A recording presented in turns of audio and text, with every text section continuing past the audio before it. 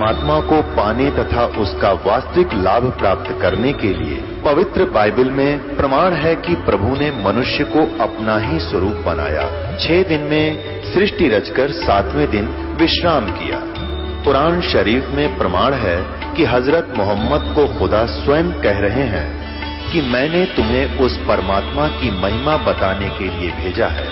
वो परमात्मा कबीर है जिसने 6 दिन में सृष्टि रची तथा 7वें दिन तख्त पर जा विराजा। उसकी खबर किसी बाखबर से पूछकर तो देखो। कृपया अवश्य सुनिए जगत गुरु तत्वदर्शी संत रामपाल जी महाराज के अमृत वचन। अब परमात्मा कहते हैं जो भगवान से दूर हो गए और इस परमात्मा के विद्यालय में नहीं रहे, वो बाद में न्यो रोया करेंगे जैसे वो रो रहा था। तो कबीर साहब कहते हैं आज 6 दिन पाछे गए और गुरु से किया ना हेत, अब पछतावा क्या करे, बिरा चिड़िया चुगी खेत। तो पुणात्मा इसलिए अपने सतर्क रहना है, सावधानी बरतनी है। अब जो परमात्मा से ये तो विमुख हो गया, जैसे किसी ने सारनाम भी प्राप्त कर लिया, सतनाम तक प्राप्त कर लिया, क्या होगा? और वो विमुख हो गया। एक तो गुरुद्रोही होता है, एक गुरु से विमुख हो जाना। तो परमात्मा कहते हैं, गरीबदास जी ने कहा कि गुरुद्रोही की पैड़ पे जय पगावे वीर और 84 निश्चय पड़े सतगुरु कहे कबीर। जो गुरुद्रोही हो गए उसकी पैड़ पे पैड़ यानी उसके कदम पर, उसके पैर के चिन्ह पर अगर आपका कदम रखा गया, कहते हैं तो भी 84 लाख योनियों में जाओगे। वो गुरुद्रोही जो हो जाता है। गुरुद्रोही कौन होता है? जो गुरु जी की निंदा करता है और इस नाम को त्याग जाता है, कोरी बकवाद गढ़ता है, झूठ बोलता है, नरे आरोप लगाता है, वो गुरुद्रोही हो गया। और उसकी पैड़ पे पैर रखना, कहते हैं 84 निश्चय पड़े नो सतगुरु कहे कबीर। गरीबदास जी ने अपनी इस अमृतवाणी के साथ अपने परमात्मा कबीर जी की छाप साथ सहयोग लिया है कि ये भी ऐसा ही कहते हैं। अब पैड़ पे पैड़ रखना ये नहीं है कि गुरुद्रोही जा रहे हर आप वहां पीछे पीछे जा रहे हो तो उससे वो नहीं कि उसके कदम पे कदम नहीं रखना। अगर जैसे घर का कोई सदस्य हो जाए गुरुद्रोही, उसकी गुरुजी के बारे में जो वो बकवास करता है या भगवान के बारे में उसकी हाँ में हाँ नहीं मिलावे, उसकी बात को हृदय से भी नहीं मानना कि सच्ची कह रही है, उसने सोचे बकवास करता है और करता रहेगा। उसके कहे अनुसार अपने हृदय में जरा भी कमजोरी नहीं आने दे, तो साथ रहकर भी वो उसने कदम से कदम नहीं मिलाया, उसकी पैड़ पे पैड़ नहीं रखी। गुरुद्रोही की पैड़ पर जय पगावे वीर 84 निश्चय पड़े नो सतगुरु कहे कबीर। ये इस तरह पैड़ होता है, इन्होंने किसी कदम पर कदम रखेगा उस सद चिंतित हो जाओ तुम, ऐसा नहीं। फिर गुरु विमुखा सतगुरु विमुखा युग युग रोए, ओहे मानुष जन्म पाके खोए। जो गुरु जी से विमुख हो गए, कहते हैं वो युग युग रोए और मनुष्य जीवन पाके खोए। अब जैसे जो सतगुरु विमुख हो गए, युग युग कैसे रोएगा? अब जैसे प्रथम मंत्र आपको दिया, इसकी आप 108 मंत्र की माला डेली फेरते हो, ज्यादा बेसे कर लेते हो, क्योंकि ये तो करने का है काम। फिर सतनाम का आपको कितनी कीमत बता रखी है। सतनाम पालड़े रंगोरी हो, 14 लोग चढ़ावे राम रंगोरी हो, 3 लोग पास रंगोरी हो, तो ना तुला तुला राम रंगोरी हो। तो जिसने तीनों नाम प्राप्त कर लिए,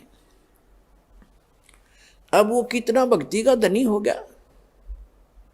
और किसी कारण से सतगुरु विमुख हो गया, विमुख होगा वही पार नहीं होगा, नहीं तो पार हो गया आप सभी। तो विमुख हो गया तो क्या होगा उसके साथ? वो काल की जकड़ में पुनः आ गया वो। फिर अब उस काल उसको कैसे खिला खिला के मारेगा। अब जैसे आपने प्रथम मंत्र का जाप खूब कर रखा है, श्री गणेश जी का, श्री ब्रह्मा सावित्री जी का, श्री विष्णु और लक्ष्मी जी का, और श्री पार्वती और महादेव जी का, और दुर्गा जी का, ये मंत्र आपने खूब कर रखे। और पहला और लास्ट जो मंत्र इन मंत्रों में है वो परमात्मा का मंत्र है। इसके लिए उसमें इसलिए जोड़ा गया है कि जैसे कई बार क्या होता है कि प्रथम मंत्र आप ले जाते हो, कुछ घर का माहौल ऐसा होता है, कुछ विश्वास दृढ़ नहीं होता है। तो ये इतना इतना अनमोल मंत्र है, इस मंत्र का आपने एक भी जाप कर लिया तो भी आपको मानुष जीवन मिलेगा। ये सच कर मान लिया और मृत्यु होगी घर छोड़ गए, यानी इस नाम के लेने से और विश्वास दृढ़ हुआ नहीं, मंत्र जरूर कर लिया, क्योंकि नाम लेगा यहाँ रहेगा 1-2 दिन तो ठीक से, घंटे 2 घंटे तो मंत्र वो करता ही है। और फिर घर जाकर क्या होता है, कोई न कोई अविश्वास पैदा कर देता है, कोई रिश्तेदार आकर उसको ऊपर के में वार कर दे देगा, वो हमारा नाम खंड हो गया, उससे कुछ होना नहीं था, तो उसको ऐसे हानि हो जाती है, उसकी मृत्यु हो जाती है। तो मृत्यु भी होगी तो भी मानव शरीर मिलेगा और फिर अच्छे घर में जन्म देगा, क्योंकि सभी आत्मा उस परमात्मा की है।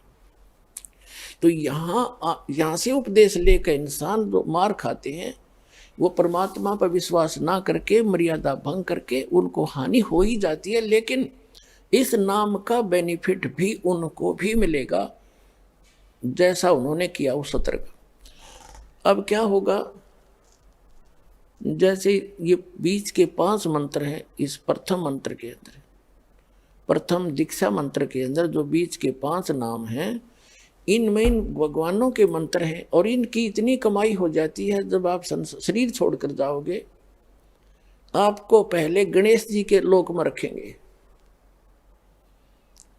और वहां आपके अंदर बहुत सी सिद्धियां होंगी, आप वहां गण बन जाओगे और गणेश गणों का ईश, उनका स्वामी है। वहां बहुत ठाठ होंगे आपके बहुत से, वहां अपनी पूंजी को वहां नष्ट करोगे। उस प्रथम मंत्र गणेश वाले मंत्र, गणेश जी वाले मंत्र की कमाई को वहां नाश करोगे। वहां जब पल्ला खत्म हो लेगा, आपकी पूंजी माइनस हो जाएगी, उसके बाद आपको ब्रह्मा और सावित्री के लोक में प्रथम मंत्र की पुण्य कमाई के साथ वहां भेजा जाएगा।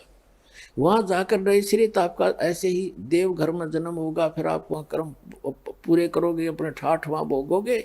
वहाँ भी रेस्टोरेंट है और आपकी कमाई के कुछ चार्ज लेते हैं ये सब। वहाँ जब आपकी पुण्य समाप्त हो जाएगी, वहाँ से फिर विष्णु जी के लोक में भेजा जाएगा और फिर वहाँ से जब आपके पुण्य समाप्त होंगे, फिर आप शिव जी के लोक में भेजे जाओगे। जब आपके वहाँ पुण्य समाप्त हो जाएंगे ये भक्ति के, फिर आप दुर्गा जी के लोक में भेजे जाओगे। वहाँ जब समाप्त हो जाएंगे, जिसने प्रथम मंत्र कर रखा है, सतनाम भी ले रखा है, तो उसके बाद क्या होगा, सतनाम के प्रथम मंत्र जो ब्रह्म का मंत्र है, फिर आप ब्रह्म लोक में जाओगे और वहाँ इनसे ज़्यादा सुख है, यह बकवाद ज़्यादा है। वो एक अच्छा रेस्टोरेंट है इन अन्य जैसे, एक तो हिसार और रोहतक में रेस्टोरेंट हो, एक दिल्ली में वो कै सटार बोल रहे हैं वो हो, तो उसका खर्चा भी ज़्यादा, उसमें बकवाद भी ज़्यादा, उसमें सुविधा भी ज़्यादा, लेकिन उसका खर्चा भी अधिक ही होता है, उसका चार्ज भी अधिक होता है। तो ब्रह्म लोक में वही जा सकता है जिसके पास ही प्रथम मंत्र ओम नाम का जाप की श्रद्धा से भक्ति की हुई हो, तो फिर वो रहेगा ब्रह्म लोक में। और फिर जो दूसरा मंत्र है सतनाम के अंदर, जो दूसरा मंत्र है जो श्वास उश्वास से जो आपको दिया जाता है, उसकी कमाई को इसने वहां एक बना रखा है, नकली अलखलोक, नकली सतलोक, उस सतलोक में रखता है ये। ब्रह्मलोक उनसे हटकर है, जो महाइंद्र का लोक है, वो ब्रह्मलोक का वो पोर्शन है जहां ये ब्रह्म के ओम नाम की जाप की कमाई वाले हंस वहां रहते हैं। कहने का भाव ये है दास का कि आपकी अर्जी से सार नाम मिल गया है, पूंजी वो बाकी तो उसकी सारी नष्ट हो जाएंगी। सार नाम जिसको मिल गया है और आपको याद आ गया उस समय भी, यदि पहले याद आ जाता है, जैसे आप गणेश जी के लोक में गए या विष्णु जी के लोक में गए और वहाँ जाते ही आपको याद आया कि मैं तो गलत होगी, यहाँ तो मेरी सारी पूंजी नाश होएगी, रोज की उनको दिखाई देती है बैंक बैलेंस, जैसे पैसे निकालते हो और उसमें डेली निकल आ जाती है रिपोर्ट, ऐसे वहाँ डेली चलता आपका इतनी पूंजी खत्म होगी, इतनी आज इतनी आपने इतना खर्चा कर दिया। तो फिर उसको याद आता है कि भैया तो गलत हो गया, और गुरुजी बताया करते थे ये तो बात बिगड़ गई, मैं तो गलत आ गया, मैंने तो कहीं और जाना था। फिर उसको याद आ गई कि मेरा तो नाम कट्या होगा, फिर जब मैं यहाँ आ सकता हूँ वैसे तो आ ही नहीं सकता, नाम खंडवा होगा। तो यहाँ कहते हैं शिव मंडल ब्रह्मापुरी चाहे विष्णु लोक में हो, हमरे गुण भूले नहीं तो आण छुटाऊं। तो यदि वहां भी आपका ये बात याद आ गई कि मैं तो गलत आ गया भगवान, कोई गलती बनी होगी मेरे ते, वो गलती ऐसी बनती है जो स्वयं को मालूम ना हो और गुरुद्रोही ना हो, वैसे गफलत करके हट जाता है आदमी दूर, तो वो गुरुद्रोही नहीं होता, उसकी फिर वहां भी अर्जी स्वीकार होती है। तो परमात्मा वहां पहुंच जाते हैं और उस लोक में जाकर वहां के प्रधान से कहते हैं छोड़ इसको, ये हमारा भक्त है, तुम कैसे ले आए इसको? तो तुरंत हाथ खड़े कर देते, ले जाओ जी, ले जाओ अपना।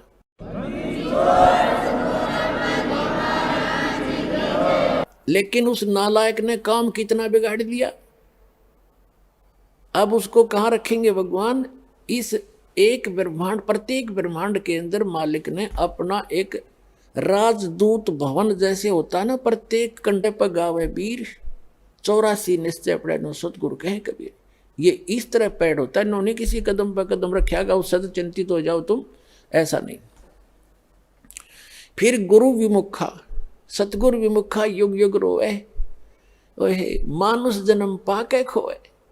जो गुरु जी से विमुख हो गए कहते हैं वो युग युग रोए और मनुष्य जीवन पाके खोए।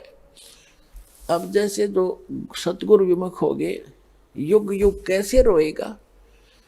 अब जैसे प्रथम मंत्र आपको दिया, इसकी आप 108 मंत्र की माला डेली फेरते हो, ज्यादा बेस कर लेते हो, क्योंकि ये तो करने का है काम। फिर सतनाम का आपको कितनी कीमत बता रखी है। सतनाम पालड़े रंगोरी हो, 14 लोग चढ़ावे राम रंगोरी हो, 3 लोग पास अंदर रंगोरी हो, तो ना तुला तुला राम रंगोरी हो। तो जिसने तीनों नाम प्राप्त कर लिए, अब वो कितना भक्ति का धनी हो गया।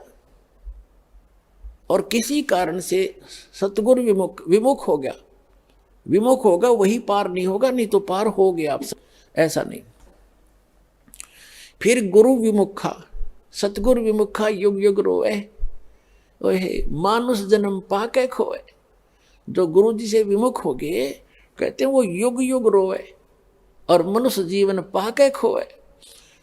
अब जैसे जो सतगुरु विमुख हो गए, युग युग कैसे रोएगा?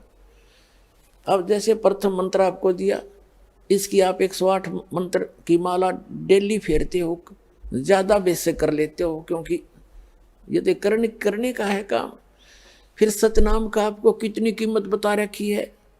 सतनाम पालड़े रंगोरी हो, 14 लोग चढ़ावे राम रंगोरी हो, 3 लोग पास अंदर रंगोरी हो, तो ना तुला तुला राम रंगोरी हो। तो जिसने तीनों नाम प्राप्त कर लिए, अब वो कितना भक्ति का धनी हो गया। और किसी कारण से सतगुरु विमुख हो गया, विमुख होगा वही पार नहीं होगा, नहीं तो पार हो गया आप सभी। तो विमुख हो गया तो क्या होगा उसके साथ? वो काल की जकड़ में पुनः आ गया वो। फिर अब उस काल उसको कैसे खिला खिला के मारेगा? अब जैसे आपने प्रथम मंत्र का जाप खूब कर रखा है, श्री गणेश जी का, श्री ब्रह्मा सावित्री जी का, श्री विष्णु और लक्ष्मी जी का, और श्री पार्वती और महादेव जी का, और दुर्गा जी का, ये मंत्र आपने खूब कर रखे। और पहला और लास्ट जो मंत्र इन मंत्रों में है वो परमात्मा का मंत्र है। इसके लिए उसमें इसलिए जोड़ा गया है कि जैसे कई बार क्या होता है कि प्रथम मंत्र आप ले जाते हो, कुछ घर का माहौल ऐसा होता है, कुछ विश्वास दृढ़ नहीं होता है, तो ये इतना अनमोल मंत्र है, इस मंत्र का आपने एक भी जाप कर लिया तो भी आपको मानुष जीवन मिलेगा। ये सत्कर्म मान लिया, मृत्यु होगी घर छोड़ गए, यानी इस नाम के लेने से और विश्वास दृढ़ हुआ नहीं, मंत्र जरूर कर लिया, क्योंकि नाम लेगा यहाँ रहेगा 1-2 दिन तो ठीक से, घंटे 2 घंटे तो मंत्र वो करता ही है। और फिर घर जाकर क्या होता है, कोई न कोई अविश्वास पैदा कर देता है, कोई रिश्तेदार आकर उसको ऊपर के में वार कर दे देगा, वो हमारा नाम खंड हो गया, उससे कुछ होना ही नहीं था, तो उसको ऐसे हानि हो जाती है, उसकी मृत्यु हो जाती है। तो मृत्यु भी होगी तो भी मानव शरीर मिलेगा और फिर अच्छे घर में जन्म देगा, क्योंकि सभी आत्मा उस परमात्मा की है। तो यहाँ से उपदेश लेकर इंसान जो मार खाते हैं वो परमात्मा पर विश्वास ना करके मर्यादा भंग करके उनको हानि हो ही जाती है, लेकिन इस नाम का बेनिफिट भी उनको भी मिलेगा जैसा उन्होंने किया उस सत्र का। अब क्या होगा, जैसे ये बीच के 5 मंत्र हैं, इस प्रथम मंत्र के अंदर, प्रथम दीक्षा मंत्र के अंदर जो बीच के 5 नाम हैं, इनमें इन भगवानों के मंत्र हैं और इनकी इतनी कमाई हो जाती है। जब आप शरीर छोड़कर जाओगे आपको पहले गणेश जी के लोक में रखेंगे और वहां आपके अंदर बहुत सी सिद्धियां होंगी, आप वहां गण बन जाओगे और गणेश गणों का ईश उनका स्वामी है। वहां बहुत ठाठ होंगे आपके बहुत से, वहां अपनी पूंजी को वहां नष्ट करोगे। उस प्रथम मंत्र गणेश वाले मंत्र, गणेश जी वाले मंत्र की कमाई को वहां नाश करोगे। वहां जब पल्ला खत्म हो लेगा आपकी पूंजी माइनस हो जाएगी, उसके बाद आपको ब्रह्मा और सावित्री के लोक में प्रथम मंत्र की पुण्य कमाई के साथ वहां भेजा जाएगा। वहां जाकर नैश्रित आपका ऐसे ही देवघर में जन्म होगा, फिर आप वहाँ कर्म पूरे करोगे, अपने ठाठ वहाँ भोगोगे। वहाँ भी रेस्टोरेंट है और आपकी कमाई के कुछ चार्ज लेते हैं ये सब। वहाँ जब आपकी पुण्य समाप्त हो जाएगी वहाँ से फिर विष्णु जी के लोक में भेजा जाएगा और फिर वहाँ से जब आपके पुण्य समाप्त होंगे फिर आप शिव जी के लोक में भेजे जाओगे। जब आपके वहाँ पुण्य समाप्त हो जाएंगे ये भक्ति के, फिर आप दुर्गा जी के लोक में भेजे जाओगे। वहाँ जब समाप्त हो जाएंगे, जिसने प्रथम मंत्र का रखा है, सतनाम भी ले रखा है, तो उसके बाद क्या होगा, सतनाम के प्रथम मंत्र जो ब्रह्म का मंत्र है, फिर आप ब्रह्म लोक में जाओगे और वहाँ इनसे ज़्यादा सुख है, यह बकवाद ज़्यादा है। वो एक अच्छा रेस्टोरेंट है। इन अन्य जैसे एक तो हिसार और रोहतक में रेस्टोरेंट हो, एक दिल्ली में वो कै स्टार बोल रहे हैं वो हो, तो उसका खर्चा भी ज़्यादा, उसमें बकवाद भी ज़्यादा, उसमें सुविधा भी ज़्यादा, लेकिन उसका खर्चा भी अधिक ही होता है, उसका चार्ज भी अधिक होता है। तो ब्रह्मलोक में वही जा सकता है जिसके पास ही प्रथम मंत्र ओम नाम का जाप की श्रद्धा से भक्ति की हुई हो, तो फिर वो रहेगा ब्रह्मलोक में। और फिर जो दूसरा मंत्र है सतनाम के अंदर, जो दूसरा मंत्र है जो श्वास उश्वास से जो आपको दिया जाता है, उसकी कमाई को इसने वहाँ एक बना रखा है, नकली अलखलोक, नकली सतलोक। उस सतलोक में रखता है ये। ब्रह्मलोक उनसे हटकर है, जो महाइंद्र का लोक है, वो ब्रह्मलोक का वो पोर्शन है जहाँ ये ब्रह्म के ओम नाम की जाप की कमाई वाले हंस वहाँ रहते हैं। कहने का भाव ये है दास का कि आपकी और जिसने सारनाम मिल गया है पूंजी, वो बाकी तो उसकी सारी नष्ट हो जाएंगी।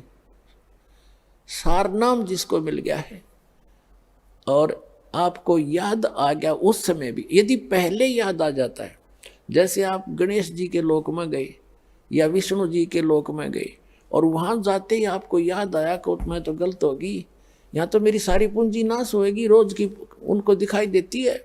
बैंक बैलेंस जैसे पैसे निकालते हो और उसमें डेली निकल आ जाती है रिपोर्ट, ऐसे वहाँ डेली चलता आपका इतनी पूंजी खत्म होगी, इतनी आज इतनी आपने इतना खर्चा कर दिया। तो फिर उसको याद आता है कि भैया तो गलत हो गया, और गुरुजी बताया करते थे ये तो बात बिगड़ गई, मैं तो गलत आ गया, मैंने तो कहीं और जाना था। फिर उसको याद आ गई कि मेरा तो नाम कट्या होगा, फिर जब मैं यहाँ आ सकता हूँ वैसे तो आ ही नहीं सकता, नाम खंडवा होगा। तो यहाँ कहते हैं शिव मंडल ब्रह्मापुरी चाहे विष्णु लोक में हो, हमरे गुण भूले नहीं तो आन छुटाऊं। तो यदि वहां भी आपका ये बात याद आ गई कि मैं तो गलत आ गया, भगवान कोई गलती बनी होगी मेरे ते, वो गलती ऐसी बनती है जो स्वयं को मालूम ना हो और गुरुद्रोही ना हो, वैसे गफलत करके हट जाता है आदमी दूर, तो वो गुरुद्रोही नहीं होता, उसकी फिर वहां भी अर्जी स्वीकार होती है। तो परमात्मा वहां पहुंच जाते हैं और उस लोक में जाकर वहाँ के प्रधान से कहते हैं छोड़ इसको, ये हमारा भक्त है, तुम कैसे ले आए इसको? तो तुरंत हाथ खड़े कर देते ले जाओ जी, ले जाओ अपना।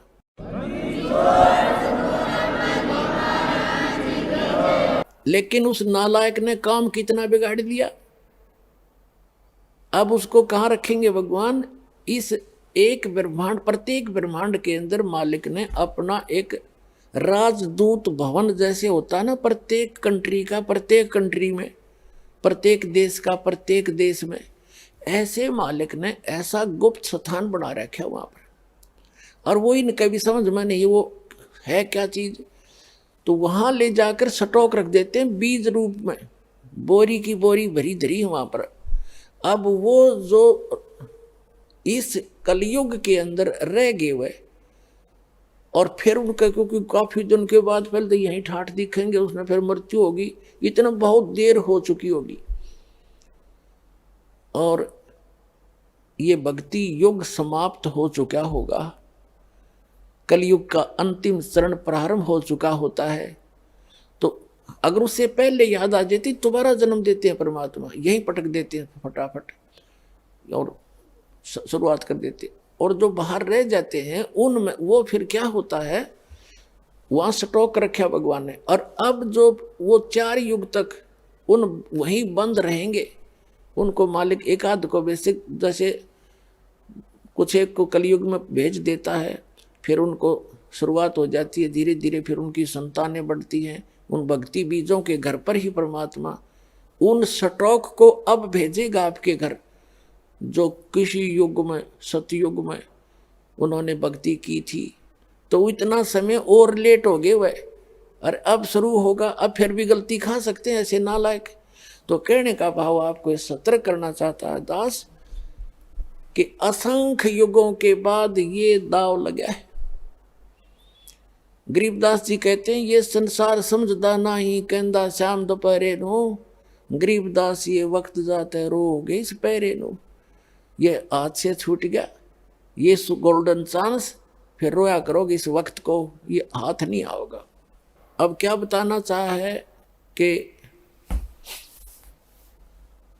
अब ये वो समय है जिसमें आप पार हो सकते हो।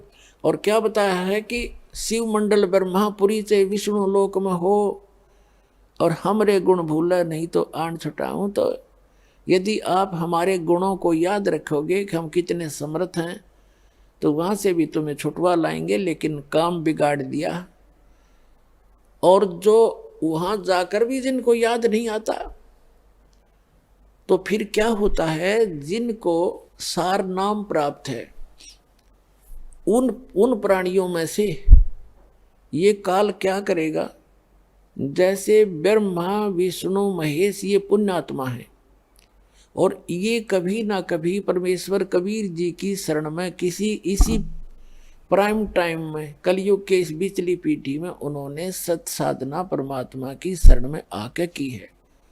और वो सार नाम प्राप्त होने के बाद तो उनकी कमाई का अंत नहीं रहता, इतनी हो जाती है भक्ति की। तो उनमें से उनको वो अलग रखता है, उस अगम लोक में रखता है, अलख लोक में। सतलोक से ऊपर अलख लोक है, उन आपस में एक दूसरे का कोई कनेक्शन नहीं रहने देता, उनको पता भी नहीं कि ऊपर कौन रह रहे हैं दूसरे लोक में,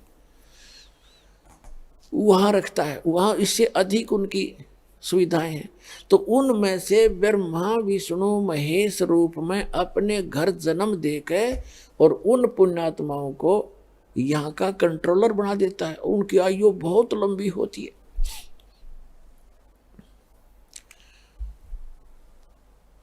पुण्यात्माओं, ये जो ज्ञान है ये कबीर गॉड गिवन है, और कबीर परमेश्वर कबीर जी ने अपनी प्यारी आत्मा गरीबदास साहिब गांव छुड़ानी जिला झज्जर हरियाणा वाले को ये ज्ञान दिया था, और वो स्वयं आकर मिले थे। उसी उपलक्ष्य में ये समागम अब चल रहा है, जो फाल्गुन द्वादशी का ये भोग लगेगा कल को। तो उन्होंने ये ज्ञान दिया, उस परमात्मा के यथार्थ ज्ञान को हमें समझाया। अब क्या बताया है, अब जैसे ब्रह्मा जी की आयु है, पुण्यात्माओं कल का जो सत्संग था उस सत्संग को आज फिर से अब जोड़ूंगा, अब जोड़ा जा रहा है। कल जो आपको समझाया था, बताया था कि गीता ज्ञान दाता भी नासवान है, ये तीन परमात्मा, एक सरपुरुष, एक अक्षर पुरुष और परम अक्षर पुरुष, वो पूर्ण परमात्मा स्वयं है, वो सत्यनारायण है, वो अविनाशी परमात्मा है। पहले ये थोड़ा सा क्लियर करते हैं कि जैसे ब्रह्मा विष्णु महेश की भी मृत्यु होगी, ब्रह्मा जी की आयु है 100 वर्ष की और उनका 50 वर्ष पूरे हो चुके हैं, 51वां वर्ष चल रहा है। ब्रह्मा जी का 51वां वर्ष चल रहा है और उनके वर्ष बनते कैसे हैं? जैसे ब्रह्मा जी का एक दिन 1000 चतुर्युग का है और एक चतुर्युग में कितने वर्ष होते हैं? सतयुग, त्रेता, द्वापर, कलियुग, ये चारों युग मिलाकर एक चतुर्युग बनता है, चारों युगों का। और इनके कुल वर्ष कितने हैं? 43,20,000 वर्ष एक चतुर्युगी में। और ब्रह्मा जी के ऐसे ऐसे 1000 चतुर्युग का दिन इतनी ही रात्रि है। अब जैसे अब ये वैज्ञानिक छाती कूट रहे हैं कि हमने बहुत बड़ा वो कर लिया, अनुसंधान कर लिया और बिग बैंग वाला थ्योरी है कि उसमें ऐसा हुआ, धमाका हुआ, फिर ऐसे बन गया और फिर सारा अणु बनकर ये ऐसे मिल गया। ये तो पहले तो परमात्मा ने अपने वचन से सब कुछ बनाया, पृथ्वी बनाई, सूर्य बनाए, सब लोक बनाए, ब्रह्मांड बनाए, मनुष्य बनाए, सब जीव बनाए। उसके बाद विधान बना कर छोड़ दिया। ये फिर ऐसे हो रहा है तो इसने खोजने जाओ इसके ऊपर, तो ये तो बालकों की सोच है, कैसे हुआ, क्यों हुआ, और करने वाले ने कर ही दिया, वो तारो जैसे होए या ना होए। तो वो कैसे होता है? जैसे 1000 चतुर्युग तक यहां सब ठीक रहेगा, यानी प्रलय तो आती रहेंगी, एक प्रलय, एक महाप्रलय, एक मीडियम प्रलय होती है।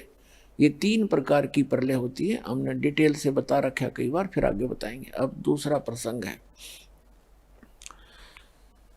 तो जैसे ब्रह्मा जी का एक दिन पूरा होगा तब कितना समय बीत जाएगा?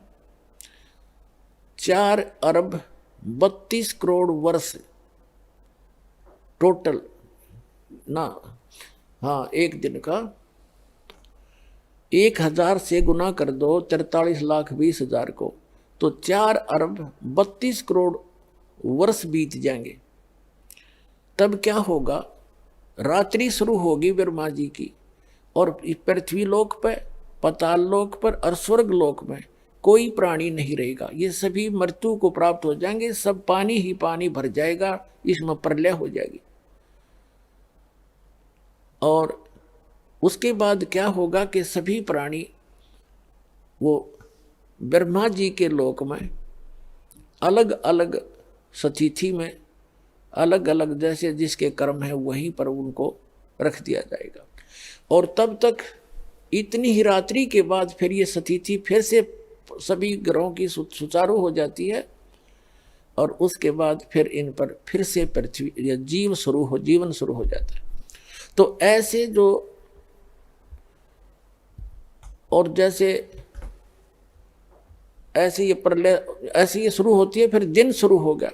तो कहने का भाव यह है कि इतना ऐसे 30 दिन रात का एक महीना हो गया ब्रह्मा जी का।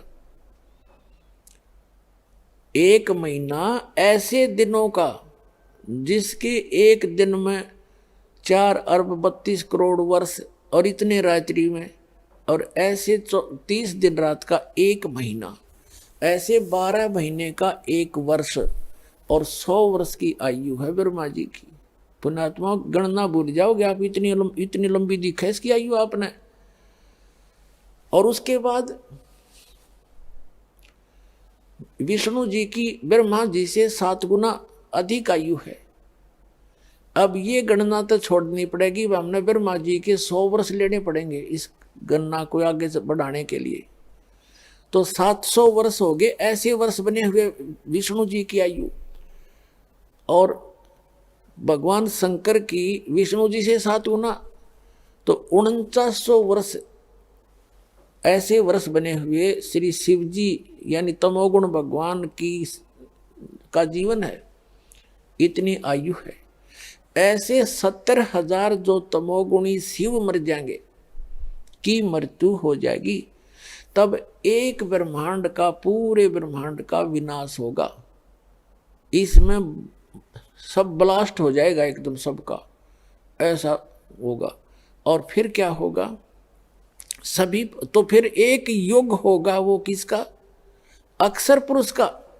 श्रीमद् भगवद गीता अध्याय नंबर 15 पर आइए, श्लोक नंबर 16 और 17 में सरपुरुष और अक्षर पुरुष, ये दो पुरुष बताए। सरपुरुष और अक्षर पुरुष के लोकों में सरपुरुष के 21 ब्रह्मांड है इस काल के ब्रह्म के, और अक्षर पुरुष के उस पर ब्रह्म के 7 संख्य ब्रह्मांड है। तो इनके अंतर्गत जितने प्राणी हैं वो भी नाशवान हैं और ये भी दोनों नाशवान हैं। अब ये एक युग हो गया अक्षर पुरुष का, और ये कहता है गीता अध्याय नंबर 4 के श्लोक नंबर 9 में, 5 और 9 में कि अर्जुन, मेरे और तेरे बहुत जन्म हो चुके हैं। गीता ज्ञानदाता है, सरपुरुष है, श्री कृष्ण जी में प्रवेश करके बोल रहा है। ये कह रहा है कि मेरे जन्म और कर्म अलौकिक है। कर्म तो अलौकिक ऐसे हैं जैसे विष्णु पुराण के अंदर 2 प्रमाण हैं। एक तो एक बार देवताओं और राक्षसों का युद्ध हो गया और उसमें देवता हार गए, राक्षस जीत गए। तो देवताओं ने पूजा करी विष्णु जी की, विष्णु रूप में ये काल प्रकट हो गया। उसने कहा कि मैंने तुम्हारी बात मन की जान ली है और तुम ससाद के पुत्र पुरंजय को, उस ससाद है जो मानदाता का पोता, उसको खड़ा करो युद्ध में, उसमें प्रवेश करके मैं राक्षसों को मार दूंगा। ऐसा ही किया, उसमें प्रवेश करके खुद मार गया। और फिर ऐसे ही पुरंजय के शरीर में प्रवेश करके उन नागों का, उनका गंधर्वों का नाश कर दिया। एक बार नाग वंश के व्यक्तियों का और गंधर्वों का आपस में युद्ध हो गया, तो गंधर्वों ने नागों की सारी संपत्ति लूट ली। नागों ने नाग माने नागवंश के पुरुष व्यक्ति, उन्होंने स्तुति की तो ये काल खुद विष्णु रूप में आ गया और इसने कहा कि पुरंजय को तैयार करो और उसको मैं उसमें प्रवेश करके इन गंधर्वों का नाश करूंगा। तो ये इसके कर्म तो अलौकिक कैसे, और गीता जी का ज्ञान दे दिया श्री कृष्ण में प्रवेश करके, तो इसके कर्म अलौकिक कैसे हैं और जन्म अलौकिक कैसे है। जैसे अब इसकी एक ब्रह्मांड का जब नाश होगा, इसकी भी मृत्यु होगी, दुर्गा की भी मृत्यु होगी, लेकिन परमात्मा ने इनको एक ऐसा आशीर्वाद दे रखा है इनकी ब्रह्माटी रखने के लिए। इन दोनों ने महान गलती की थी। हमने गलती तो की, लेकिन हमारी गलती अक्षम्य मान ली दाता ने, क्यों हमने देखा देखी कर दी थी। आपको सृष्टि रचना से इसका ज्ञान कंप्लीट होगा, उसको बार बार पढ़ा करो, सीडी ले जाओ, उसको देखा करो, पुस्तक में पढ़ो, उससे ज्ञान होगा। क्योंकि बार बार वो एक चैप्टर नहीं सुनाया जा सकता, इसलिए परमात्मा ने ऐसे उपकरण दिए हैं कि आप घर बैठे देख सकते हो, सारा परिवार बैठ के जान सकते हो, 10 मित्र इकट्ठे होकर भी देख सकते हो सीडी को। तो ऐसे, तो फिर इसके अब जन्म कैसे अलौकिक है। अब जैसे ये मरेगा, ये एक ब्रह्मांड का नाश होगा जब 70,000 बार शिव की मृत्यु हो जाएगी, तमोगुण शिव की, और ये एक युग होगा इतना लंबा, एक युग होगा अक्षर पुरुष का। पुणात्मा, इन सब आप बुद्धिमान इसलिए बनाए हो, शिक्षित बनाए, बुद्धिमान तो पहले भी थे हमारे पूर्वज, लेकिन शिक्षित इसलिए बनाए हो कि आप इन अपने अनमोल सदग्रंथों से परिचित हो गए। जैसे श्रीमद् भगवद गीता अध्याय नंबर 8 के श्लोक नंबर 17 में लिखा है, उसमें ब्रह्मणे चतुर्युग लिखा है कि अक्षर पुरुष के, ब्रह्मणे माने वहाँ अक्षर पुरुष की तरफ संकेत है, परब्रह्म की तरफ संकेत है ब्रह्मणे का अर्थ वहाँ, क्योंकि वहाँ आयु का आंकड़ा है, आयु सीमा है। जहाँ आयु का लिंक नहीं है वहाँ ब्रह्मणे का अर्थ, जैसे 17वें अध्याय के 23वें श्लोक में, गीता में अध्याय नंबर 4 के श्लोक नंबर 32 में, वहाँ परम अक्षर ब्रह्म की तरफ संकेत है। तो यहाँ ब्रह्मणे का अर्थ है परब्रह्म। क्या एक दिन 1000 चतुर्युग का, उसमें नोट चतुर्युग, ब्रह्मा का एक दिन चतुर्युग का होता है और इस परब्रह्म का होता है, परब्रह्म अक्षर पुरुष का होता है 1000 युग का, वो ऐसे बने हुए युग होते हैं। आप गीता अध्याय नंबर 8 के श्लोक नंबर 17 को पुनः देखना। अब थोड़ा सा दिखा भी देता हूं, ये देखिएगा श्रीमद् भगवत गीता, इसका अध्याय नंबर आपको 8 दिखाते हैं। ये देखिएगा अध्याय नंबर 8 और श्रीमद् भगवत गीता, इसका श्लोक नंबर ये 17 है। इसमें क्या लिखा है कि सहस्र युग पर्यंतम, इसमें चतुर्युग नहीं है, सहस्र चतुर्युग नहीं है, ओनली युग, सहस्र युग पर्यंतम। अह माने दिन, यत ब्रह्मण, यहाँ ब्रह्मण का अर्थ है अक्षर पुरुष का, और जहां आयु सीमा का कोई जिक्र नहीं होता वहां ब्रह्मण का अर्थ होता, ब्रह्मण का अर्थ होता बड़ा भगवान। तो ब्रह्म से बड़ा ये ब्रह्मण यहाँ अक्षर पुरुष है। विदु माने जानो, अह माने दिन, इस अक्षर पुरुष का यानी पर ब्रह्म का एक दिन 1000 युग का, नोट चतुर्युग। और रात्रि युग संस्त्रांतम ते अहोर्विद, अहोरात्रि विद जना, रात्रि भी उसकी सहस्र युग की है, नोट चतुर्युग की। और जो इस प्रकार के दिन और रातों की गणना को जानते हैं वे विद्वान पुरुष हैं, वे महान पुरुष है। अब वो तत्वदर्शी संत है। आगे देखो इनका अनुवाद अड़ंगा, इनका अड़ंगा अनुवाद दिखाऊं। इन्होंने ब्रह्मण का अर्थ लिख दिया, ब्रह्मा का जो एक दिन है उसको 1000 चतुर्युगी तक की अवधि वाला मूल संस्कृत देखो इसकी, सहस्र युग पर्यंतम, नोट सहस्र चतुर्युग पर्यंतम, ओनली सहस्र युग है। इन्होंने अड़ंगा डाल दिया चतुर्युगी। Little knowledge is the dangerous thing, नीम हकीम खतराए जान, ये नीम हकीम थे, इन्होंने अड़ंगे कर दिए, अनुत्तम का अर्थ अति उत्तम कर दिया। ऐ फूटे भाग हमारे ऐसे गुरु हमारे, और वर्जमा ने जाना होता उसका आना कर दिया। इसको कहते नीम हकीम खतराए जान, little knowledge is the dangerous thing. अब फिर देखो ये लिखना, ये यहाँ कहना चाहिए था उस अक्षर पुरुष यानी पर ब्रह्म का जो एक दिन है वो 1000 चतुर्युग का है, नोट 1000 युग का है, नोट चतुर्युग का। रात्रि भी योग सहस्रांतम, यानी रात्रि भी 1000 युग की है, नोट चतुर्युग, इसमें चतुर्युग नहीं है मूल संस्कृत में। और जो पुरुष तत्व से जानते हैं वे योगी जन उस समय के तत्व को जानने वाले, उस रात दिन का जो समय है उसको जानने वाले हैं। अब जो दास आपको गन्ना बता रहा है ये गॉड कबीर गिवन है, और वो भगवान है, सबकी सब जानने वाले हैं, उसके द्वारा रची हुई है सारी कहानी, सब सृष्टि। तो उन्होंने बताया है कि जैसे अब ये एक युग हुआ, ये एक युग हो गया, युग नोट चतुर्युग अक्षर पुरुष का। फिर अक्षर पुरुष की अब इनकी ये क्या होगा, एक ब्रह्मांड का विनाश हो गया। इस ब्रह्मांड को पुनः बनने में अरबों खरबों वर्ष लगेंगे, तब तक ये सभी प्राणी दूसरे ब्रह्मांड में चले जाएंगे ऑटोमेटिकली, परमात्मा ने विधान बना रखे। और ये काल की भी मृत्यु होगी सरपुरुष की, और दुर्गा जी की भी मृत्यु होगी, और आग लगेगी पूरे ब्रह्मांड में, पूरे ब्रह्मांड आग लग जाएगी, और ये तड़प तड़प कर मरेंगे सारे, जब जो यहाँ रह जाएंगे। उसके बाद सभी प्राणी दूसरे लोक में चले जाएंगे वहां, और इन दोनों का फिर वहां पुनर्जन्म होगा। जन्म होगा किसी अन्य से नहीं होगा, ऑटोमेटिक ही वहां जाते ही जहां इनका अलग स्थान है ब्रह्मांड में, सबसे ऊपर टॉप के स्थान पर, सब जगह से बना रखा है, उस स्थान पर जाते ही इन दोनों का युवा शरीर हो जाएगा, दुर्गा का और इस सरपुरुष काल का।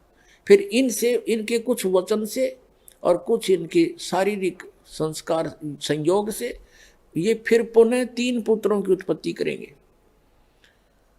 और जो अच्छी आत्माएं जो बची हुई थी उनके पुण्य फिर भी शेष रह जाते हैं, तो उनमें से फिर ये वहाँ पहले तो यहाँ पर ब्रह्मा विष्णु महेश ऐसे एक, जैसे एक ब्रह्मा मर गया, दूसरा पुण्यात्मा जो अब रह जाएंगे इस भक्ति को संग्रह कर कर पार ना हुए, वो धन सारा रह गया उनका उनके साथ, उसको ऐसे ठगवा होगा उनको। जैसे ब्रह्मा जी की मृत्यु हुई तो नेक्स्ट पुत्र ब्रह्मा रजोगुण बना के रजोगुण क्षेत्र में रह के ये दोनों दुर्गा और ये वहां एक पुत्र उत्पन्न करते हैं, वो ऑटोमेटिकली रजोगुण हो जाता है। इस ब्रह्मा के मरते ही दूसरा युवा ब्रह्मा वहां धर देंगे ठाक है, और फिर वो सृष्टि चलाए, ऐसे रहेगा इतनी वर्ष के बाद फिर उसकी मृत्यु। ऐसे 7 ब्रह्मा की मृत्यु के बाद एक विष्णु मरेगा, ऐसे एक नेक्स्ट विष्णु वो उत्पन्न करके अचेत रखेंगे, इस विष्णु के मरते ही दूसरा विष्णु धर देंगे, और वो जो मृत्यु को प्राप्त हुए ब्रह्मा विष्णु महेश वो नीचे 84 लाख योनियों के चक्कर में फिर से गिर जाएंगे। परमात्मा कहते हैं ये अरहट का कुआ लोई या गड़बज्जा है सब कोई, कीड़ी कुंजर और अवतारा हर हट डोर बंधे कई बारा, असंग जन्म हो गए नो भी ऐसे चक्कर काटते हैं। ये अवतार तक ब्रह्मा विष्णु महेश तक की मृत्यु होती है।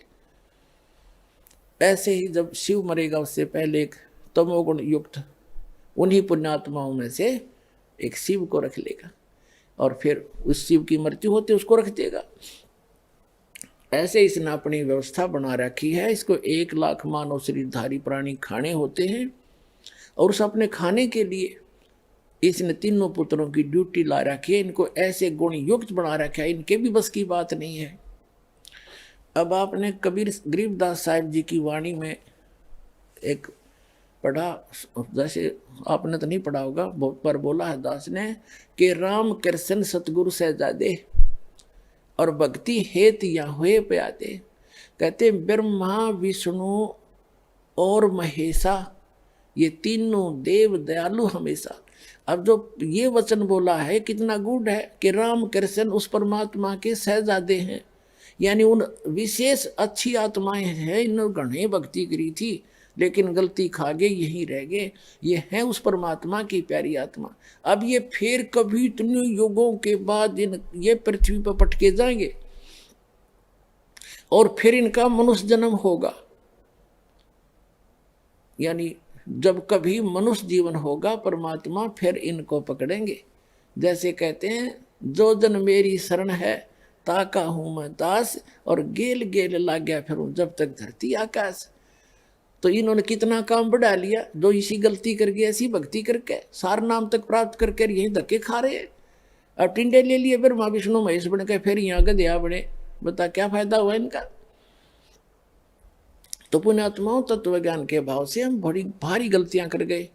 अब इसको बड़े ध्यान से रखना, इस अनमोल रत्न है, संभाल के रखना इसको। ऐसे कहते हैं ये बात कहन सुन की नहीं, ये कर पाड़न की है।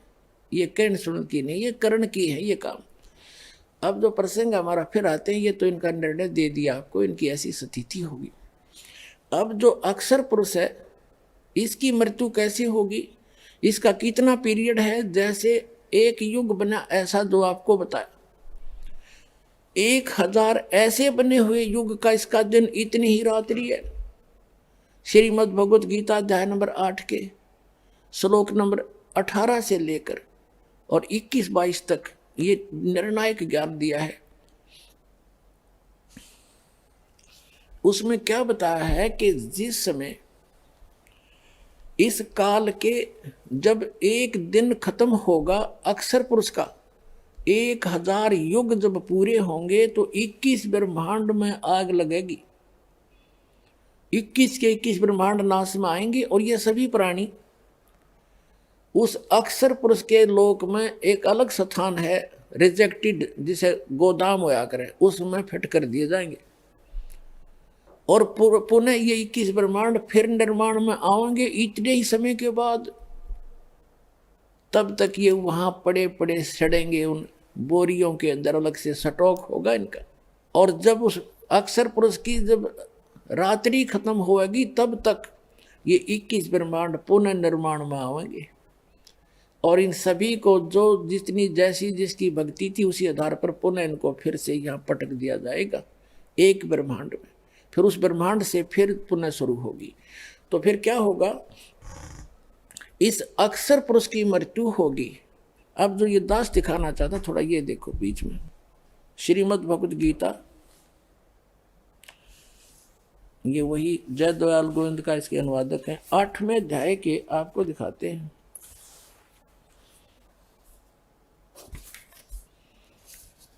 सतरमा आपने पढ़ लिया, ये देखिएगा गीता अध्याय नंबर 8 का, श्रीमद् भगवद गीता, ये 7 आपने पढ़ लिया। ये अक्षर पुरुष का है, परब्रह्म का एक दिन है, 1000 चतुर्युग का, 1000 युग का, नोट चतुर्युग। अब यहां हम 18वां पढ़ देंगे। इसमें क्या बताया है कि संपूर्ण चराचर भूतगण इस ब्रह्मा के दिन के प्रवेश काल में नहीं, ये जो ये ब्रह्मा ने ये गलत लिखा है, अक्षर पुरुष के एक दिन में के काल दिन के प्रवेश काल में अव्यक्त से, अर्थात ब्रह्मा के सूक्ष्म शरीर से उत्पन्न, अव्यक्तात से उत्पन्न होते हैं, और उस ब्रह्मा की नहीं, उस अक्षर पुरुष की रात्रि के प्रवेश काल में उस अव्यक्त नामक सूक्ष्म शरीर में नहीं, उस अव्यक्त संज्ञा के ही में लीन हो जाते हैं, उसमें वहां रख दिए जाते हैं। इसका अर्थ क्या है, जैसे श्रीमद् भगवद गीता अध्याय नंबर 15 के श्लोक नंबर 16 और 17 में 3 पुरुष हैं, सरपुरुष, अक्षर पुरुष और परम अक्षर पुरुष। अब यहाँ वही 3 सिद्ध करने हैं। जैसे यहाँ क्या कहा है कि जब इस अक्षर पुरुष को यहाँ सेकंड अव्यक्त कहा है, ये दूसरा अव्यक्त है, लेकिन यहाँ इस प्रसंग में इसको अव्यक्त प्रथम कहा है। इसका क्या है, जैसे उसका 1000 युग का दिन जब समाप्त होगा तो पूरे 21 ब्रह्मांड का नाश हो जाएगा, और उस अक्षर पुरुष के लोक में, जैसे उस 1000 चतुर्युग में उस अक्षर पुरुष के भी लोकों की आंशिक प्रलय होगी। जैसे यहाँ होती है, जब ब्रह्मा जी का एक दिन समाप्त होता है तो केवल इन 3 लोकों में प्रलय हो जाती है, लोक न्यू के न्यू रहते हैं, और इनके ऊपर पानी जल भरकर बिल्कुल विनाश हो जाता है। पुनः फिर ये धीरे धीरे अपना स्थिति पर आते हैं, पुनः स्टार्ट होते हैं। तो इसी प्रकार उसके आंशिक लोकों में प्रलय हो जाती है उसकी भी, और उस जो बचे हुए लोक हैं, जो उसका एक अलग से, जैसे यहाँ ब्रह्म लोक है, वहाँ पर ब्रह्म लोक है, उसके अंदर सभी प्राणी रख दिए जाते हैं, ये नीचे वाले भी और उसके आंशिक हुई प्रलय वाले भी वहाँ रख दिए जाते हैं। अब इसका प्रमाण है, ये देखिएगा, ये क्या बताया है 18वें अध्याय के, ना इसे 8वें अध्याय के 18वें मंत्र में, इसमें ये बताया है कि संपूर्ण चराचर भूतगण ब्रह्मा के दिन के, ये है उस परब्रह्म के दिन के, अक्षर पुरुष के दिन के प्रवेश काल में, और अव्यक्त से, अर्थात उसी के लोक से उत्पन्न होते हैं। ये क्या होता है, और रात्रि में, यानी जब उस अक्षर पुरुष की रात्रि होती है 1000 युग की, उसके दौरान उसमें प्रवेश कर जाते हैं, वहाँ रखे रहते हैं, उसके शरीर में नहीं, वहाँ उसके लोक में रखे जाते हैं। उस प्रलय जब होती है तब का बात है। अब यहाँ अब 19, 20, 21, 22 से आपका यह बात समझ में आओगी, देखना। 8वें अध्याय के 19वें श्लोक में कहा है, हे पार्थ, वही यह भूत समुदाय उत्पन्न होकर प्रकृति के वश हुआ, रात्रि के प्रवेश काल में लीन होता और दिन के प्रवेश काल में उत्पन्न हो जाता है। ठीक है। अब इसमें क्या कहा है कि परंतु उस अव्यक्त से परे जो दूसरा अव्यक्त विलक्षण जो सनातन अव्यक्त भाव है, वह परम देव पुरुष सब भूतों के नष्ट होने पर भी कभी नष्ट नहीं होता। अब क्या, जैसे क्या बताया है कि अक्षर पुरुष का जब इसको अव्यक्त कहा है, इसका जब 1000 युग का ऐसे बना हुआ दिन समाप्त होता है तो रात्रि के समय ये 21 ब्रह्मांड और उसके कुछ आंशिक ब्रह्मांडों का विनाश होकर के उसके लोक में इसका तो कति विनाश हो जाएगा, उसको वैसे प्रलय होती है। तो उसके एक परब्रह्म लोक है, यहाँ ब्रह्म लोक जिसने इसने प्राप्त, उसमें रख दिए जाएंगे। और जब पुनः फिर 1000 युग बीत जाएंगे उसके रात्रि के, वो पुनः फिर ये 21 ब्रह्मांड तब तक पुनः निर्माण होकर उस बिग बैग थ्योरी के आधार से ये पुनः निर्माण होकर के फिर सुचारू हो जाएंगे और ये सब जीव फिर यहाँ भेज दिए जाएंगे। अब ये बताया है कि इस जिस अव्यक्त के लोक में ये रखे गए, उस अव्यक्त यानी अक्षर पुरुष परब्रह्म से अन्य एक और अव्यक्त परम भाव है, वो सबके नाश होने पर भी उसका स्थान और वो परमात्मा कभी विनाश में नहीं आता। अब देखो ये 8वें अध्याय का हम 19वां पढ़ रहे हैं। हे पार्थ, हाँ ये तो 19वां मैंने पढ़ दिया कि उसके दिन में प्रवेश हो जाते, रात्रि में फिर उत्पन्न हो जाते, दिन में उत्पन्न हो जाते हैं, रात्रि में प्रवेश हो। 20 में है परंतु उस अव्यक्त से, इस अव्यक्त से, अक्षर पुरुष से अन्य जो दूसरा विलक्षण जो सनातन अव्यक्त भाव है, वह परमदेव पुरुष, वह पूर्ण परमात्मा सत्य पुरुष सब भूतों के सब के नष्ट होने पर भी नष्ट नहीं होता। अब यहाँ 2 अव्यक्त आपके सामने होंगे, एक अव्यक्त तो ये अक्षर पुरुष और दूसरे की तरफ ये संकेत करा वो परम अक्षर पुरुष।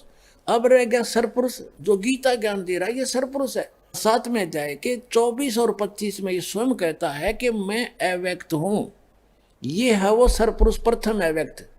अब 7वें अध्याय का 24-25 दिखाते हैं आपको, ये देखिएगा। ये अध्याय नंबर 7 का श्रीमद् भगवत गीता, वो 8 का था, ये अध्याय 7 है।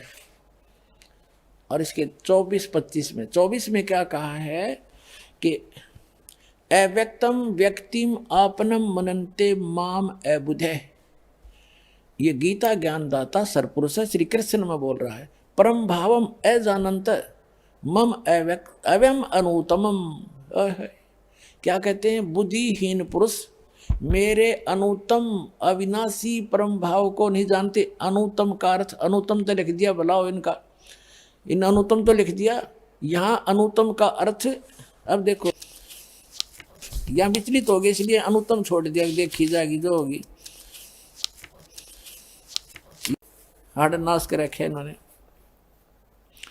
ये अध्याय है इसी 7वें का, इसमें क्या कर रखा है इन्होंने? अनुतमाम गति है इसमें।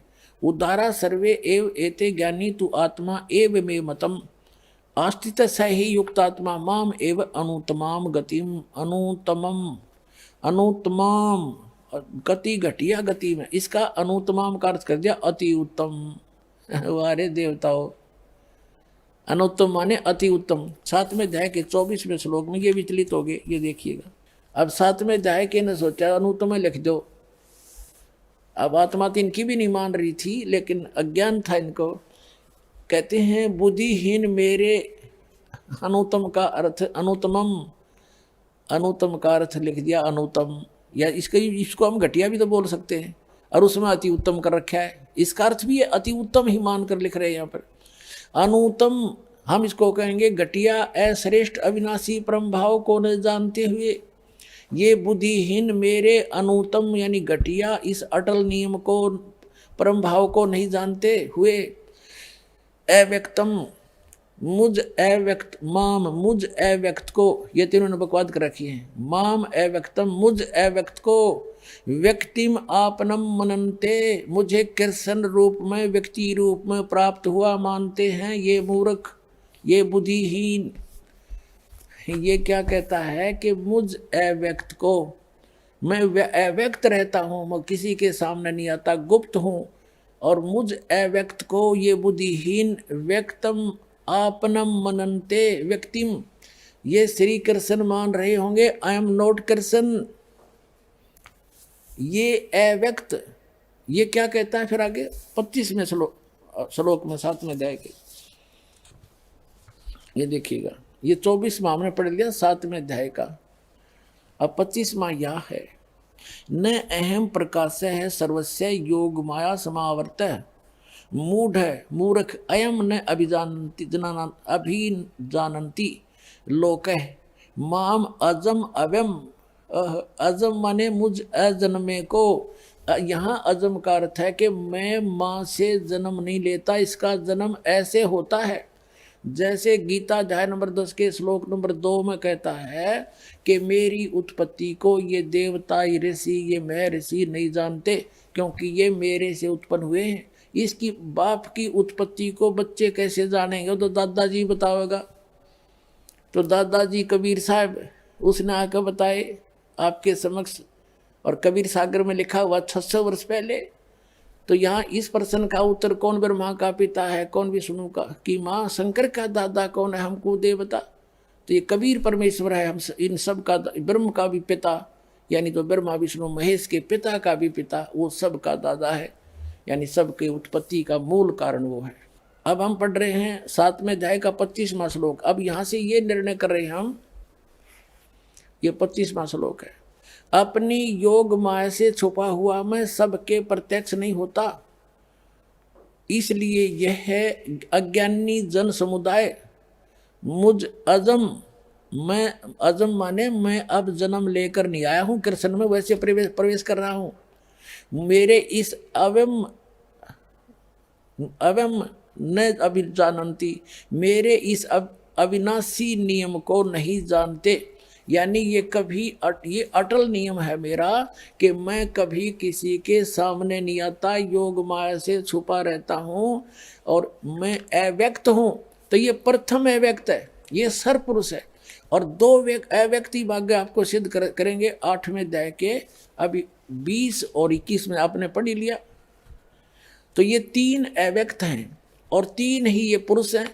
प्रथम अव्यक्त ये सरपुरुष है, ब्रह्म 21 ब्रह्मांड का स्वामी है, और दूसरा अव्यक्त ये अक्षर पुरुष है, ये 7 संघ ब्रह्मांड का स्वामी है, और तीसरा अव्यक्त जो कभी सभी के नष्ट होने पर भी कभी नष्ट नहीं होता, वो परम जीव पुरुष यानी परम अक्षर पुरुष, वो कबीर भगवान है। ये देखिए, अब हम 8वां अध्याय में आ गए, 7वां पढ़ लिया, उसमें से सिर्फ इतना ही कंसेप्ट, इतना ही प्रमाण देना था हमने कि प्रथम अव्यक्त 7वें अध्याय के 24 और 25 में ये खुद कहता गीता ज्ञानदाता कि मैं अव्यक्त हूँ, अपनी योग माया से छुपा रहता हूँ, ये मेरा अश्रेष्ठ घटिया अटल नियम है कि मैं कभी किसी के सामने नहीं आता।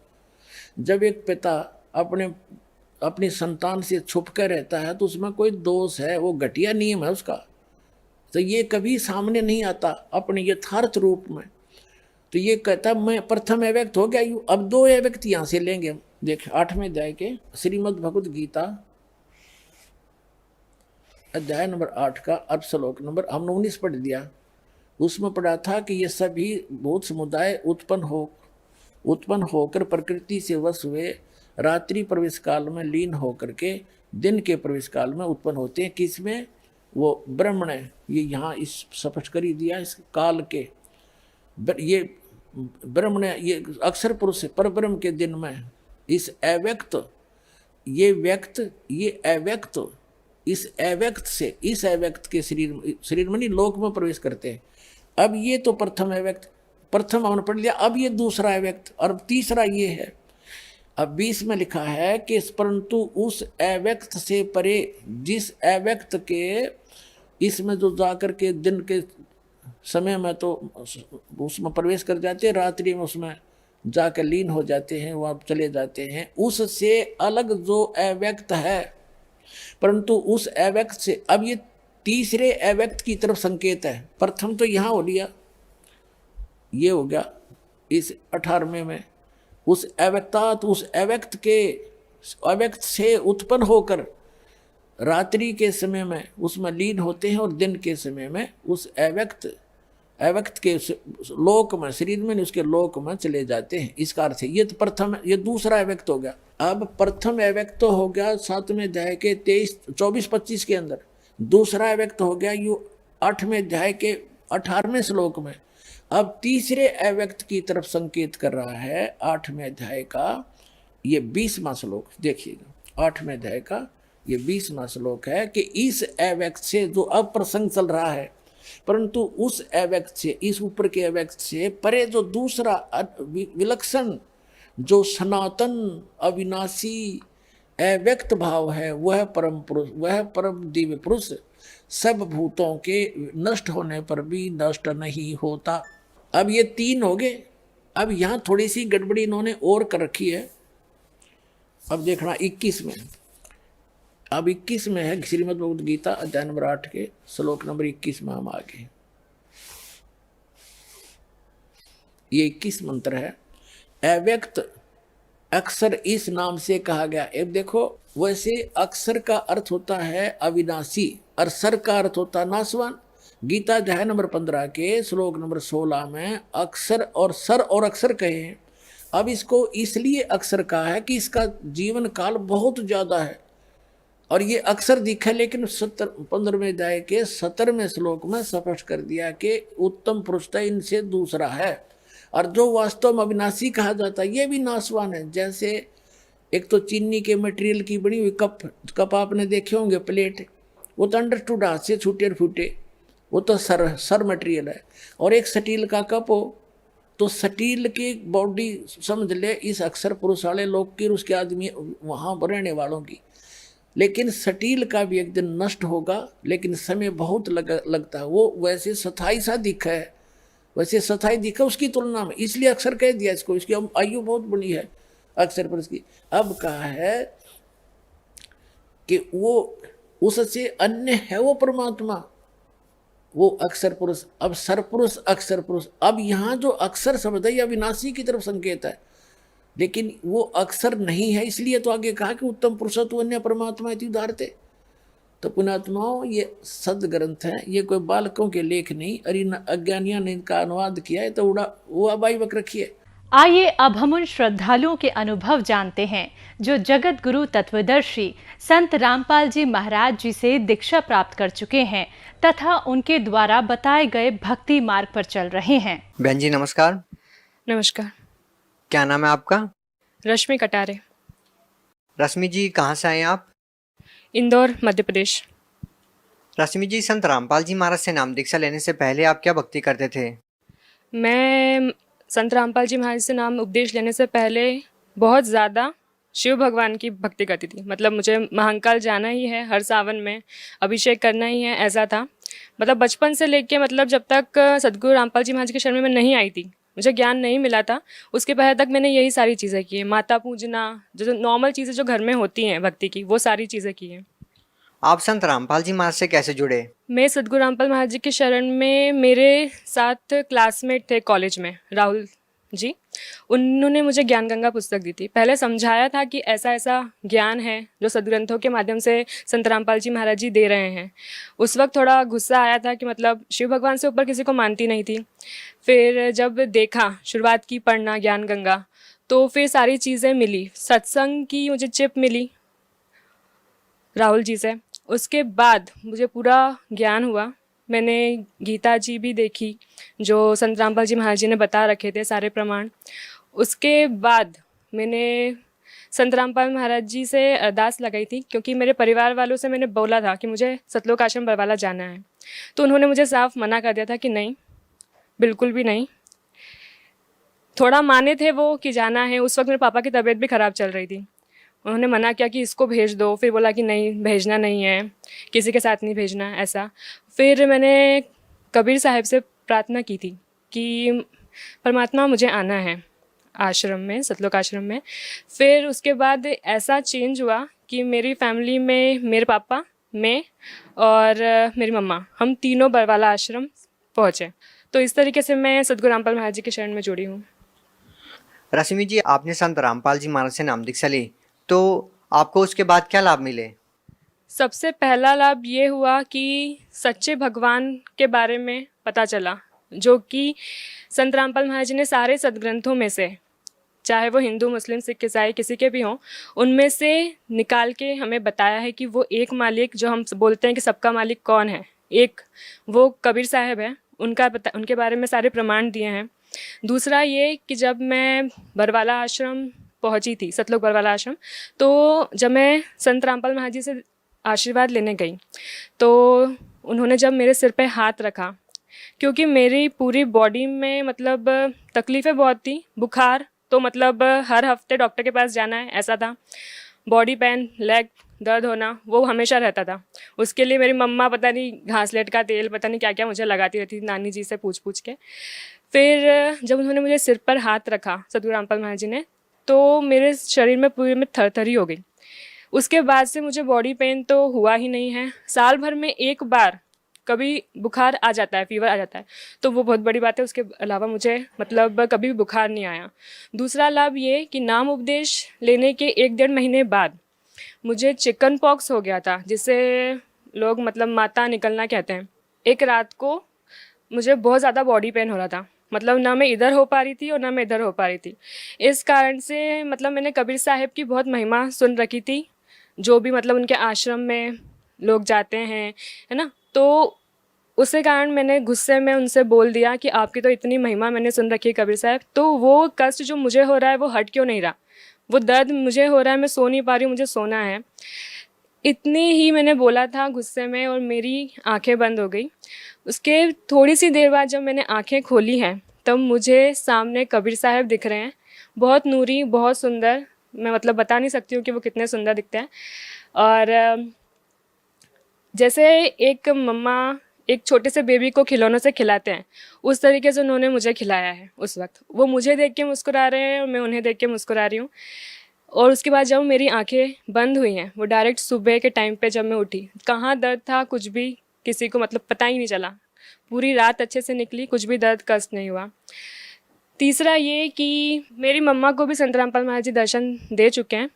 वो कहीं पर तीर्थ करने गए हुए थे, तो वहाँ पर वो कोई नागफन है, वहाँ पर गुफा है, वहाँ पर बैठे हुए थे। तो उन्होंने सिर्फ इतना बोला कि परमात्मा हमको आपको कहाँ कहाँ ढूंढना पड़ रहा है। इतने में संत रामपाल महाराज जी के रूप में एक पर्सन वहाँ पर खड़ा है, उन्हें देख के मुस्कुरा रहा है। उसी पर पूरा कबीर साहब का ऊपर उनके ऊपर फोटो लगा हुआ है। रश्मि जी, आप आज की युवा पीढ़ी को, जो आज पढ़े लिखे लोग हैं, वो संत रामपाल जी महाराज के बारे में तरह तरह की अफवाहों से घिरे रहते हैं, उन लोगों को आप क्या कहना चाहेंगे? उन लोगों को मैं यही मैसेज देना चाहूँगी कि प्लीज़, जो आसपास के लोग या मीडिया आपको बता रही है उस पर विश्वास ना करें। आप उस बारे में जानने की कोशिश करें कि वहाँ एक्चुअल हुआ क्या था, वो जानने की कोशिश करें जो आपके सामने नहीं है पर एक्चुअल में है, जो आपको हर एक बंदा आज आके बता रहा है पर आप उसे मान नहीं रहे। तो ऐसे बहुत सारे प्रमाण हैं जो आज पूरे मतलब वर्ल्ड में दिखाए जा रहे हैं कि एक्चुअल रियलिटी क्या थी। तो उसे देखें, उसे समझें और उस ज्ञान को समझें। संत रामपाल महाराज जी ने प्रमाणों के साथ सदग्रंथों से दिया है। आप भगत समाज को क्या संदेश देना चाहते हैं? मैं भक्त समाज को यही संदेश देना चाहूँगी कि जितने भी ज्ञान संत रामपाल महाराज जी ने दिया है, जितने भी ग्रंथों से, शास्त्रों से, गीता से, वेद से, सबसे दिया है, उसको अपने ही ग्रंथों में जो आपके घर में रखे हैं, आपने सिर्फ रीड करा है तो समझा नहीं, तो उसे देखें, उसे मिलाएं जो वो बता रहे हैं और फिर निर्णय लें कि वो सही कह रहे हैं या गलत। तो आपको ही वो चीज़ क्लियर हो जाएगी कि वो सही है या गलत है। आपको किसी से पूछने की ज़रूरत नहीं है। बस इतना ही। धन्यवाद बहन जी। सत साहिब।